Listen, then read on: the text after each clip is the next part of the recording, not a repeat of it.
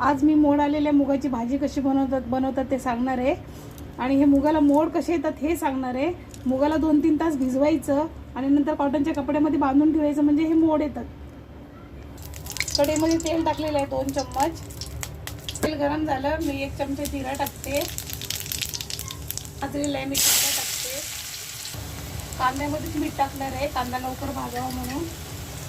थोडीशी हळद आहे, अर्धा चम्मच. भाजलेला आहे, 1 टोमॅटो टाकून देते. जिरा पावडर टाकते 1 चम्मच. हा धनिया पावडर, हा तिखट मसाला. मसाले चांगले भाजून घ्यायचे.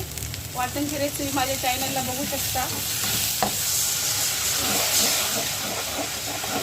झाकण झाकून ठेवते 2 मिनिटासाठी. झालेले आहेत माझे. हे बघा, मसाला मस्त भाजलेला आहे. हे मूग टाकणार आहे. मूग शिजण्यासाठी कमीत कमी 15 मिनिटं तरी लागतील. पाणी टाकते आता. मी पाणी टाकलेलं आहे. आता हे 10 ते 15 मिनिटांमध्ये शिजून जाईल. मला रस्सा भाजी बनवायची आहे. माझी मुगाची भाजी झालेली आहे. 15 मिनिटं लागलेली त्याला शिजायला, 10 ते 15 मिनिटं. हे बघा, मूग मस्त शिजलेले आहेत. असे करून बघा, खूप मस्त लागते. वरतून थोडीशी अशी कोथिंबीर टाकून द्यायची आणि गॅस बंद करून टाकायचा.